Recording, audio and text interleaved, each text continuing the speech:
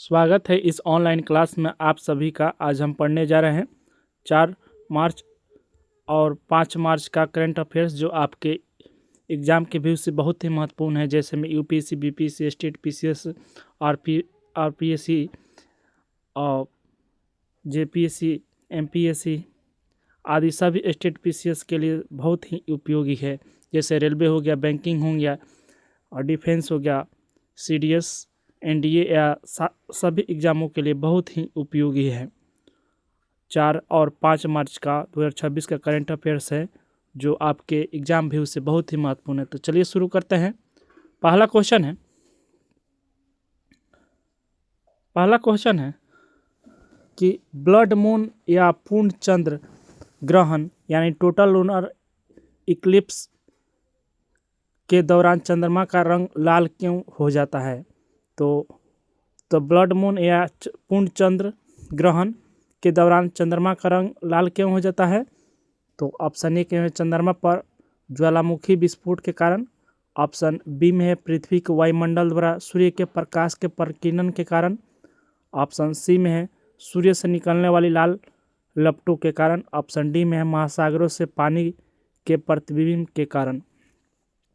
तो blood moon या पूर्ण चंद्र ग्रहण जब लगता है तो चंद्रमा का रंग लाल क्यों हो जाता है? तो इसका आंसर हो जाएगा ऑप्शन बी सही हो जाएगा। बी इसका आंसर हो जाएगा, जो पृथ्वी के वायुमंडल द्वारा सूर्य के प्रकाश के प्रकीर्णन के कारण होता है। तो पृथ्वी के वायुमंडल द्वारा सूर्य के प्रकाश के प्रकीर्णन के कारण होता है ब्लड मून यानी पूर्ण चंद्र ग्रहण के समय चंद्रमा का लाल रंग हो जाता है। तो पृथ्वी के वायुमंडल द्वारा सूर्य के प्रकाश के प्रकीर्णन के कारण होता है। आइए इसके बारे में विस्तार से देखते हैं। तो पूर्ण चंद्र ग्रहण तब होता है जब पृथ्वी सूर्य और चंद्रमा के बीच आ जाता है। यानी जो पृथ्वी क्या होता है, तो पृथ्वी सूर्य और चंद्रमा के बीच में आ जाता है, तब पूर्ण चंद्र ग्रहण होता है। यानी पृथ्वी, हम लोग को जहाँ रहते हैं, पृथ्वी सूर्य और चंद्रमा के बीच में आ जाता है, तब पूर्ण चंद्र ग्रहण होता है। और सूर्य का प्रकाश पृथ्वी के वायुमंडल से गुजरते समय प्रकीर्णन हो जाता है। यानी जब सूर्य का प्रकाश आता है पृथ्वी पर, तो वायुमंडल से गुजरते समय वो स्कैटर हो जाता है, यानी प्रकीर्णन होने लगता है। तो नीला प्रकाश तरंगदैर्घ्य सबसे ज़्यादा बिखर जाता है, जिसमें क्या होता है, जब सूर्य के प्रकाश आती है पृथ्वी पर, तो वायुमंडल के में वो प्रकीर्णन होने लगता है, स्कैटरिंग हो जाता है। और नीले प्रकाश तरंगें सबसे ज़्यादा बिखर जाती है, क्योंकि तरंगदैर्घ्य सबसे छोटी होती है। और लाल प्रकाश तरंगें ज़्यादा दूरी तक पहुंच जाती है। यानी लाल जो प्रकाश होती है वो तरंगें ज़्यादा दूरी तक पहुंचती है और चंद्रमा को लाल रंग में दिखाती है। इसीलिए पृथ्वी के छाया सबसे अंधेरा भाग पड़ता है। यानी पृथ्वी की छाया का सबसे अंधेरा भाग पड़ता है। इसीलिए पृथ्वी जो प्रकीर्णन के कारण, वायुमंडल द्वारा सूर्य के प्रकीर्णन के कारण लाल दिखाई देता है पूर्ण चंद्र ग्रहण के समय। तो पृथ्वी की छाया सबसे अंधेरा भाग दिखाई देता है।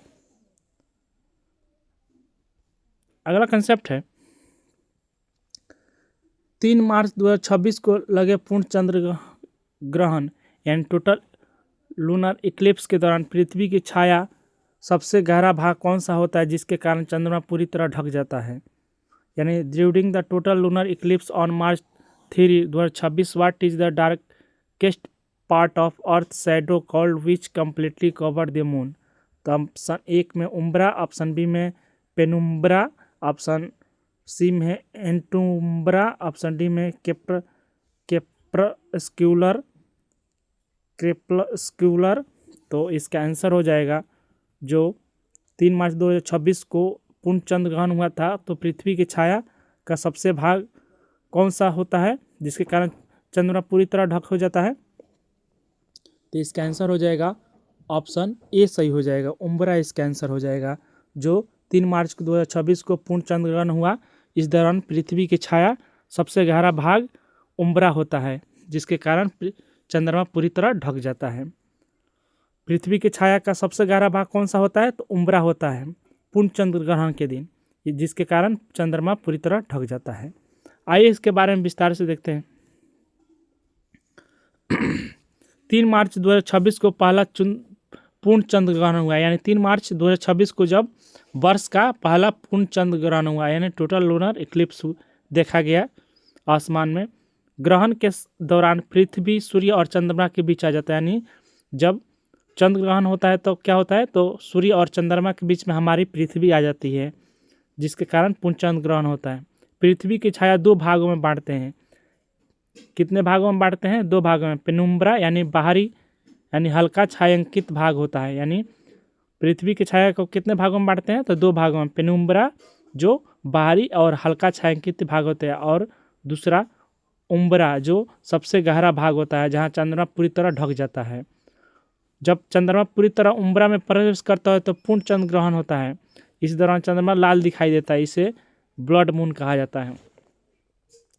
तो जब चंद्रमा क्या होता है, पूरी तरह उम्ब्रा में यानी सबसे गहरा भाग होता है, जब चंद्रमा पूरी तरह ढक जाता है तो क्या होता है उस समय, और पूर्ण चंद्र ग्रहण दिखाई देता है, जिससे उम्ब्रा कहलाता है, जिससे चंद्रमा लाल दिखाई देता है, जिसे हम इंग्लिश में ब्लड मून भी कहते हैं।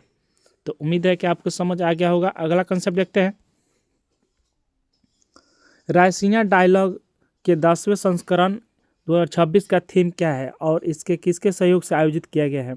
What is the theme of 10th edition 2026 of Raisina Dialogue and in partnership with whom is it's organised? Option 1 में है शांति और समृद्धि नीति आयोग, ऑप्शन बी में है संस्कार अभिकथन समायोजन उन्नति विदेश मंत्रालय, ऑप्शन सी में है वैश्विक दक्षिण की आवाज़ विश्व बैंक, ऑप्शन डी में जलवायु कार्रवाई पर्यावरण मंत्रालय।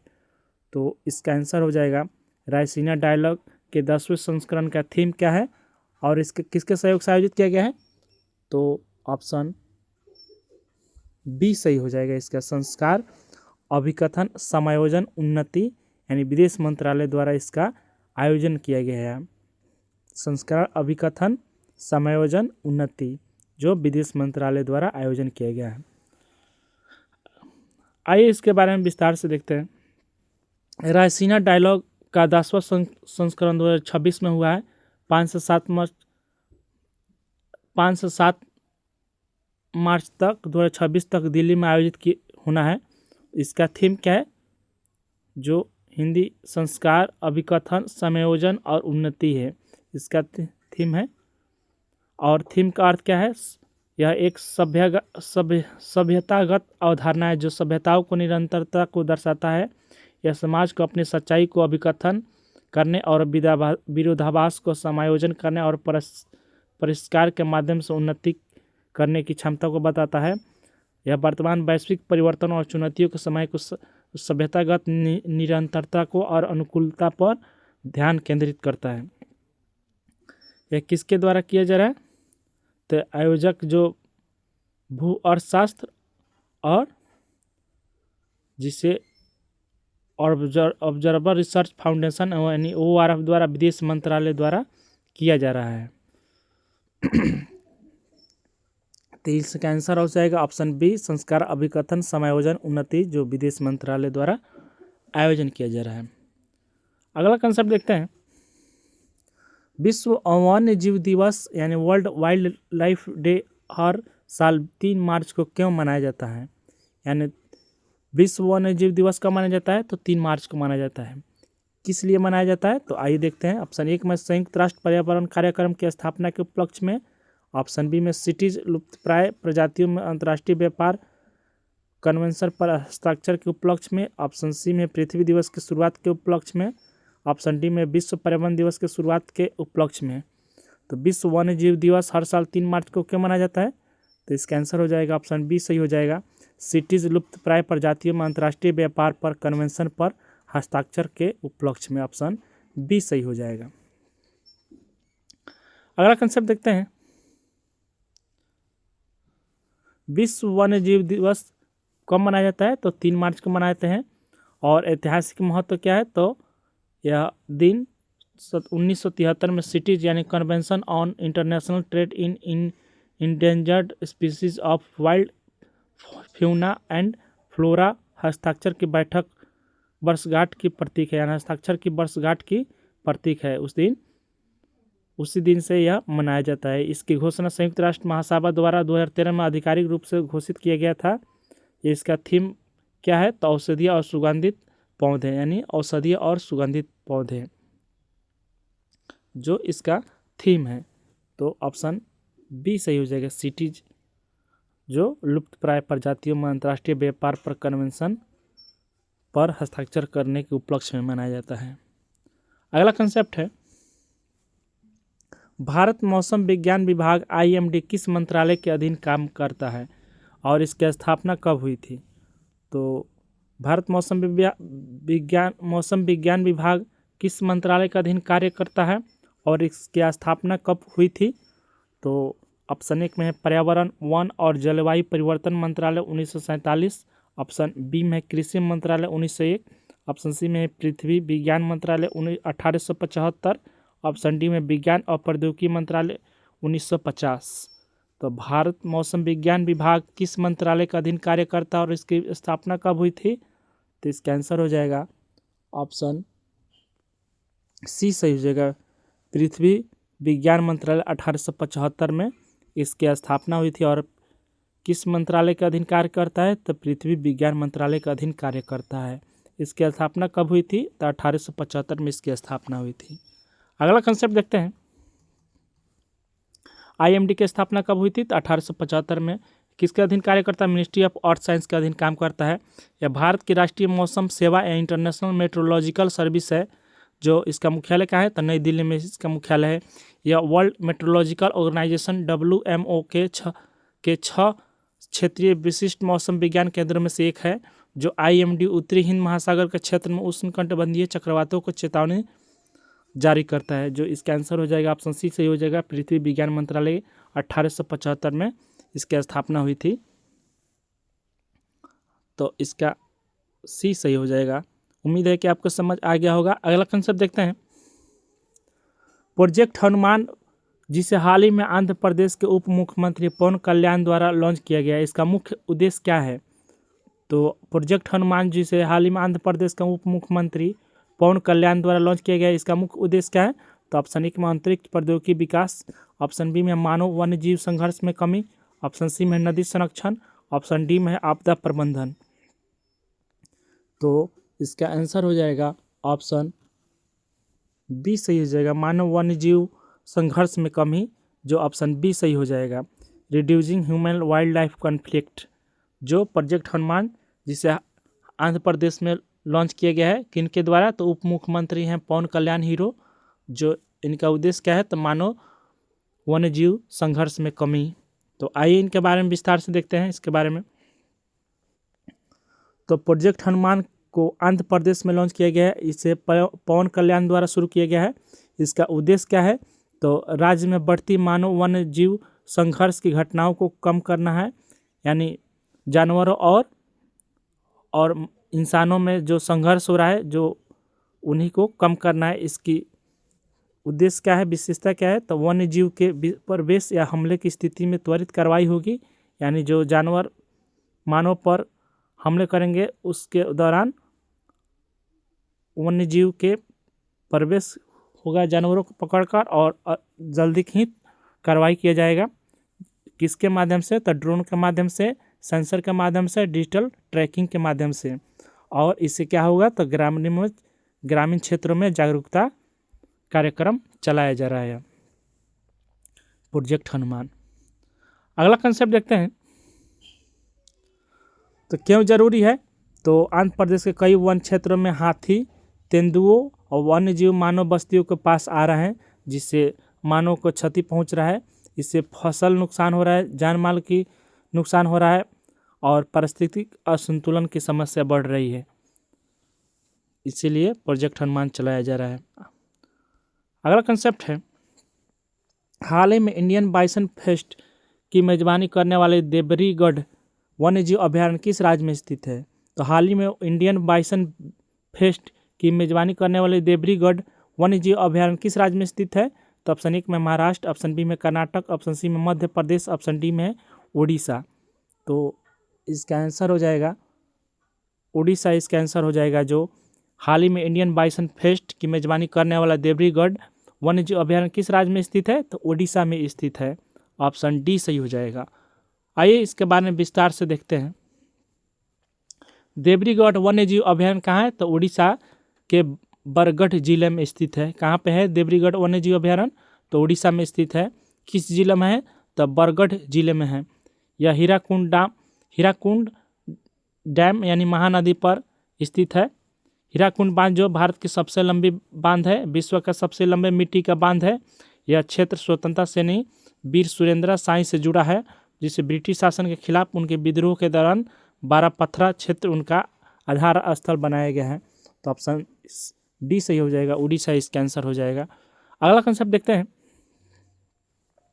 तमिलनाडु का पहला डार्क स्काई पार्क कहाँ स्थापित किया गया है? यानी हाल ही में जो तमिलनाडु का पहला डार्क स्काई पार्क कहाँ स्थापित किया गया है? तो ऑप्शन 1 में कुन्नूर, ऑप्शन बी में कुल्ली हिल्स, ऑप्शन सी में कोडाई कनाल, ऑप्शन डी में एयरकाड। तो जो तमिलनाडु का पहला डार्क स्काई पार्क कहाँ स्थापित किया गया है? तो इसका आंसर हो जाएगा ऑप्शन बी सही हो जाएगा, कुल्ली हिल्स में स्थापित किया गया। तमिलनाडु का पहला डार्क स्काई पार्क कहाँ स्थापित किया गया है? तो कुल्ली हिल्स में स्थापित किया गया। ऑप्शन बी सही हो जाएगा। अगला कंसेप्ट देखते हैं। कंसेप्ट तमिलनाडु का पहला डार्क स्काई पार्क कहाँ स्थापित किया गया है? तो कुल्ली हिल्स में स्थापित किया गया है। यह नामक्कल जिले में स्थापित किया गया, जो 16 रिजर्व फॉरेस्ट में स्थित है। अरियर 16 रिजर्व फॉरेस्ट में स्थित है। इसका उद्देश्य क्या है? तो एस्ट्रो टूरिज्म को, यानी जो टूरिज्म को बढ़ाना है। इसका चयन के कारण क्या है? तो ऊंचाई वाले क्षेत्र में होना चाहिए, घने जंगल होना चाहिए, और 1.5 किलोमीटर के दायरे में न्यूनतम प्रकाश का प्रदूषण होना चाहिए, और तारों, ग्रह और आकाश गंगा को स्पष्ट देखने की इसमें सुविधा होना चाहिए। इसीलिए डार्क स्काई पार्क का चिन्ह किया जाएगा। तो इसीलिए ऑप्शन बी सही हो जाएगा, कुल्ली हिल्स। अगला कंसेप्ट देखते हैं। अगाया गंगई जलप्रपात स्थित है कुल्ली हिल्स में। कहाँ पे स्थित है अगाया गंगई जलप्रपात? तो कुल्ली हिल्स में स्थित है। अगाया गंगई वाटरफॉल्स जो दक्षिण भारत का एकमात्र प्रसिद्ध जलप्रपात है, यह कुल्ली हिल्स में स्थित है। कुल्ली हिल्स कहाँ पड़ता है? तो नामक्कल डिस्ट्रिक्ट में पड़ता है। जो यह जलप्रपात कितना फीट से ऊंचाई से गिरता है? तो 300 फीट से ऊंचाई से नीचे गिरता है, जो घने जंगलों के बीच में स्थित है। तो उम्मीद है कि आपको समझ आ गया होगा कि अगाया गंगई जलप्रपात कहाँ स्थित है? तो कुल्ली हिल्स में स्थित है। जो किस जिला में स्थित है? तो कुल्ली हिल्स नमक्कल डिस्ट्रिक्ट में पड़ता है। जो यह जलप्रपात 300 फीट से ऊंचाई से गिरता है घने जंगलों में। अगला कंसेप्ट देखते हैं। विश्व वन्य जीव दिवस यानी वर्ल्ड वाइल्ड लाइफ डे हर साल कब मनाया जाता है? और यह 2026 का थीम क्या है? तो विश्व वन्य जीव दिवस हर साल कब मनाया जाता है? When is the world wild life day observed every year and what was the theme for 2026? तो ऑप्शन 1 में है 3 मार्च वन्य जीव संरक्षण, ऑप्शन बी में है 5 जून सतत विकास, ऑप्शन सी में है 3 मार्च औषधीय एवं सुगंधित पौधे, ऑप्शन डी में है 22 अप्रैल पृथ्वी की जैव विविधता।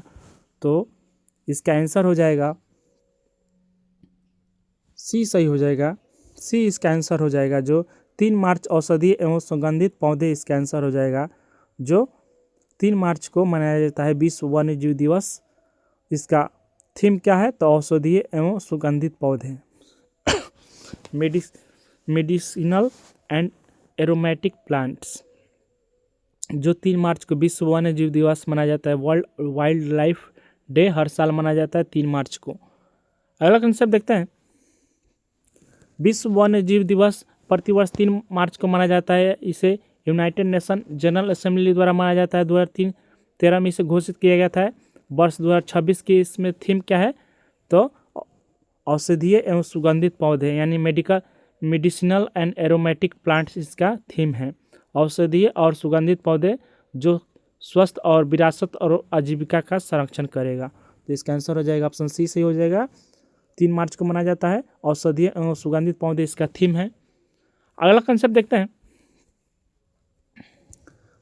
हाल ही में समाचारों में रहा डार्क स्काई पार्क जो खगोल पर्यटन यानी एस्ट्रो टूरिज्म को बढ़ावा देगा किस राज्य में स्थापित किए गए हैं, यानी डार्क स्काई पार्क को किस राज्य में स्थापित किए गए हैं। The dark sky park recently in the news for promoting astro tourism has been established in which state. तो ऑप्शन 1 में कर्नाटक, ऑप्शन बी में लद्दाख, ऑप्शन सी में तमिलनाडु, ऑप्शन डी में मध्य प्रदेश। तो हाल ही में समाचार में रहा है जो डार्क स्काई पर कहाँ स्थापित किया गया है जो खगोल पर्यटन को बढ़ावा देगा। तो इसका आंसर हो जाएगा ऑप्शन सी सही हो जाएगा, तमिलनाडु में स्थापित किया गया है। जो हाल ही में समाचार के खबरों में रहा डार्क स्काई पार्क तमिलनाडु में स्थापित किया गया है जो खगोल पर्यटन को बढ़ावा देगा। आइए इसके बारे में विस्तार से देखते हैं। यह हाल ही में तमिलनाडु का अपना पहला डार्क स्काई पार्क स्थापित किया गया पार्क कहाँ है, तो कोली हिल्स में है, नमक्कल डिस्ट्रिक्ट के जो अयूर सोला फॉरेस्ट में क्षेत्र में बनाया गया। इसका उद्देश्य क्या है, तो लाइट पॉल्यूशन या प्रकाश प्रदूषण को कम करना है, जो एस्ट्रोनॉमी एजुकेशन को बढ़ावा देगा और एस्ट्रो टूरिज्म और इको टूरिज्म को विकसित करेगा। यह पर्यटकों के लिए टेलीस्कोप से आकाश देखने की सुविधा इसमें प्रदान किया गया है, यानी पर्यटकों के लिए क्या किया गया है, टेलीस्कोप के माध्यम से आकाश को देखने की सुविधा इसमें दिया गया है, जो बहुत ही हाल ही में चर्चित रहा समाचारों में। जो इसका आंसर हो जाएगा ऑप्शन सी तमिलनाडु। अगला कंसेप्ट देखते हैं।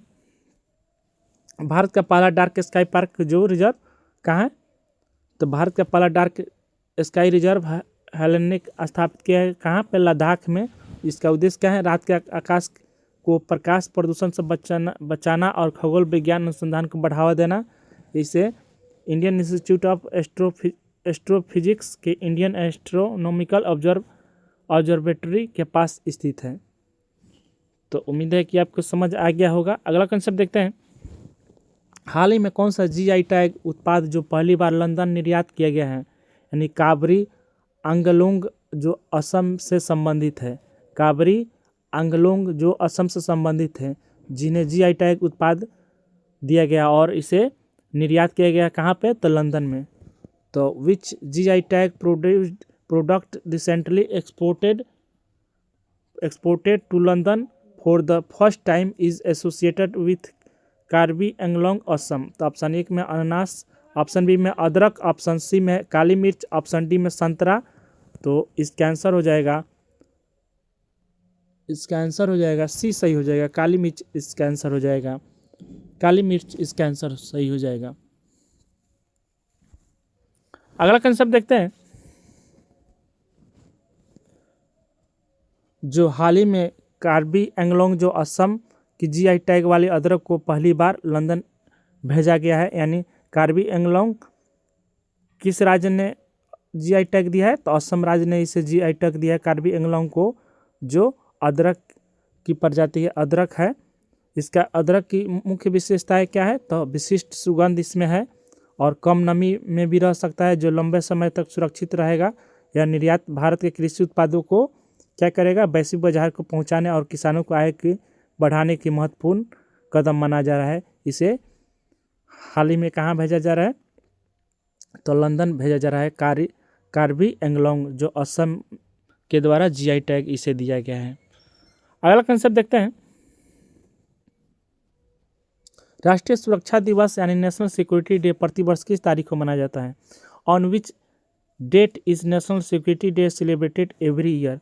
तो ऑप्शन 1 में 4 मार्च, ऑप्शन बी में 8 मार्च, ऑप्शन सी में 12 मार्च, ऑप्शन डी में है 23 मार्च। तो राष्ट्रीय सुरक्षा दिवस नेशनल सिक्योरिटी डे प्रतिवर्ष किस तारीख को मनाया जाता है, तो इसका आंसर हो जाएगा ऑप्शन ए सही हो जाएगा, 4 मार्च को मनाया जाता है।